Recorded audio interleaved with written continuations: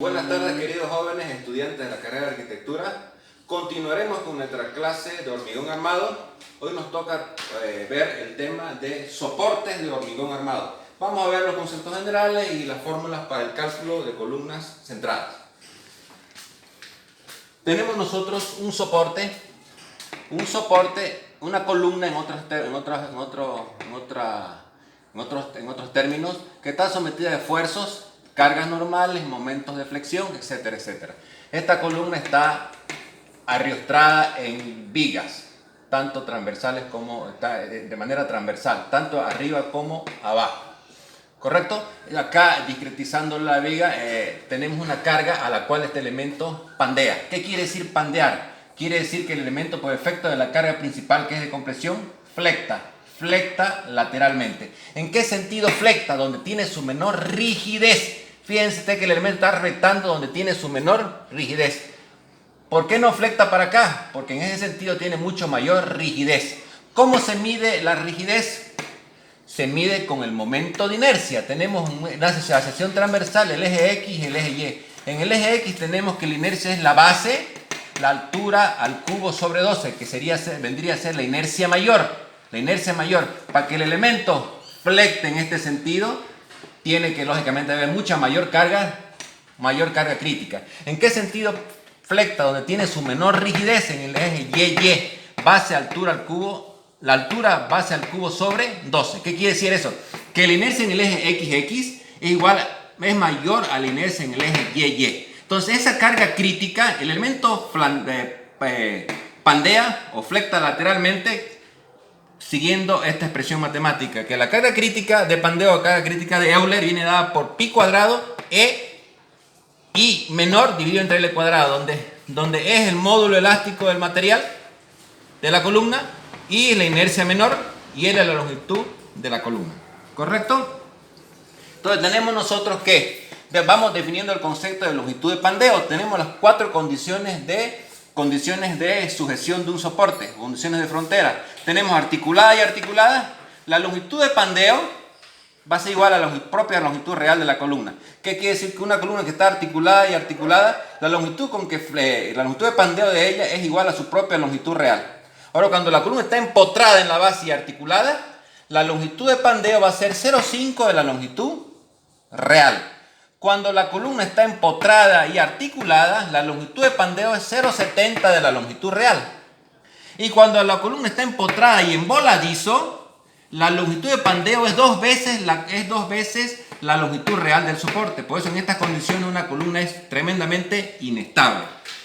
¿Cierto? La condición más estable de un soporte es cuando está empotrada y empotrada, pero esa es una situación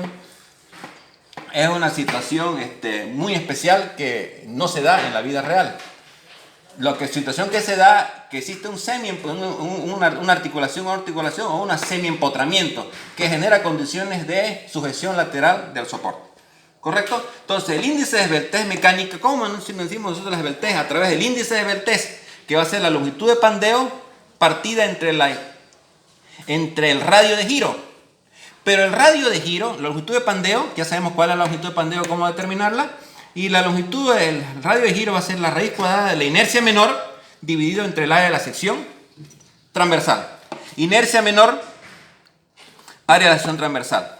¿Correcto? Si queremos calcular el índice de esbeltez de una columna rectangular, va a ser igual. La inercia menor ya dijimos que la calculamos por acá, que es esta de aquí, dividido entre el área de la sección transversal, base por altura. Reemplazando acá inercia menor, que va a ser igual a la base, altura al cubo partido entre 12, dividida entre el área, base por altura. Despejando nos sale longitud de pandeo, base al cuadrado sobre 12. Siguiendo despejando sale raíz cuadrada de 12, longitud de pandeo dividido entre la base. Con esa expresión nosotros calculamos el índice de esbeltez y lo medimos. ¿Cómo podemos medir si la columna es corta, esbelta o súper esbelta? A través de los parámetros que nos da el diseño del hormigón armado.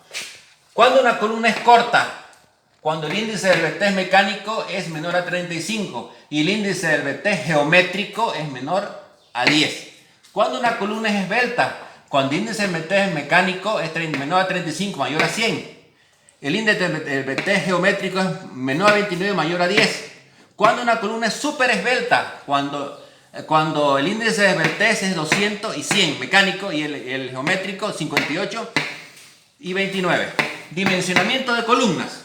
Entonces nosotros dimensionamos columnas dentro del campo como columnas cortas o columnas esbeltas, porque las super esbeltas son muy peligrosas a la hora de diseñar porque son muy inestables para efectos del pandeo.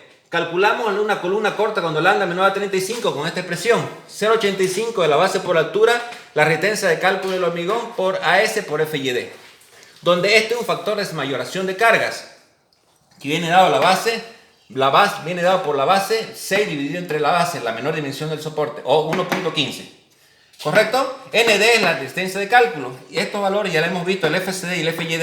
El FYD que se toma son 4200. Y AS es la armadura que queremos calcular, la armadura longitudinal que queremos calcular en el soporte.